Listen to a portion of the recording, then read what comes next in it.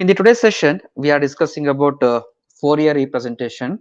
So we are categorizing into two parts for representation of a signal in terms of Fourier, that is called as a Fourier series representation and uh, Fourier transform representation. So when we are going to calculate Fourier series and when we are going to calculate Fourier transform, nothing but Fourier representation of a given signal, that is going to identify likewise. Remember, the representation of signals and systems using complex sinusoidals is called as Fourier representation. It is the general definition of Fourier representation. The representation of signals and systems using complex sinusoidals is called as Fourier representation. The point is that when we are going to find Fourier series and when we are going to find Fourier transform.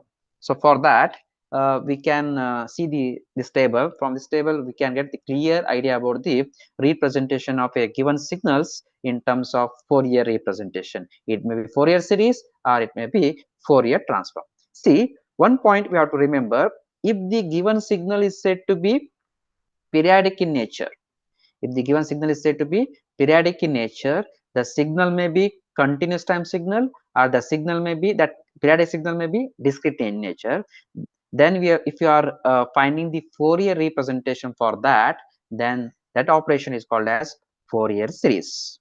Then that operation is called as Fourier series. I mean to say that if the given continuous time signal is periodic in nature, then if you are finding Fourier representation for that, the resulting is called as continuous time Fourier series, that is CTFS.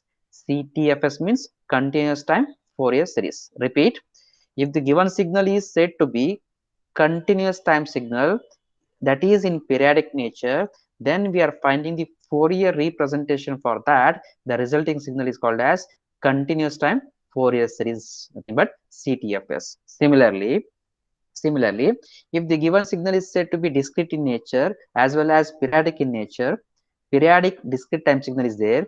For that periodic discrete time signal, if you are finding the Fourier representation, then the resulting signal is called as discrete time Fourier series, DTFS. Okay. Next, other category. If the signal is said to be, if the signal may be continuous time signal, the signal may be discrete time signal.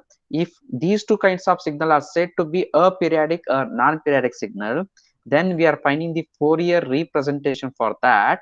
The resulting signal is called as Fourier transform, FT. Fourier transform. FT stands for Fourier transform. So thoroughly, if you are discussing, if non-periodic continuous time signal is there, for that signal, if we are calculating Fourier representation, then the signal is called as continuous time Fourier transform.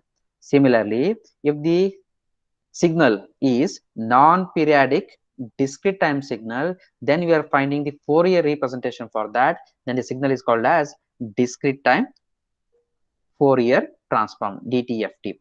Okay, now first let us take the CTFS, that is continuous time Fourier series.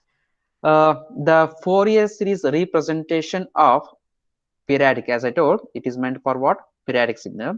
The Fourier series representation of periodic continuous time signal, that is x of t, is given by, it is the formula for calculating Fourier series for periodic continuous time signal is x of t equal to summation over the limits k equal to minus infinity to plus infinity x of k multiplied by e to the power j k omega naught t. Okay, next, where this x of k stands for, x of k equal to 1 divided by t, integration over the limits t. T stands for fundamental period of the signal. Here it varies, there is a cycle is there, so that cycle we have to write over the limits.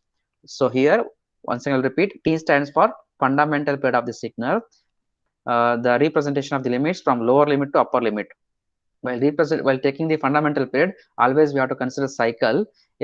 So the lower limit of the cycle and upper limit of the cycle, here we have to write integration. Okay, fine. Then x of t e to the power minus j k omega naught t dt. equation number 2.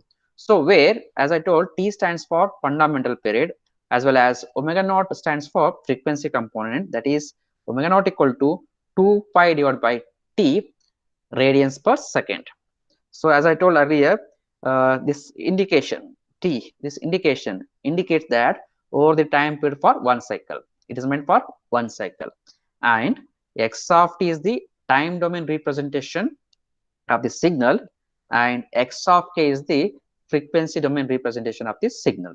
Now, if we are relating these two, time domain representation and frequency domain representation, that relation is indicated by the notation x of t double-sided arrow mark x of k. Nothing but if you find Fourier series for x of t, then we are getting x of k.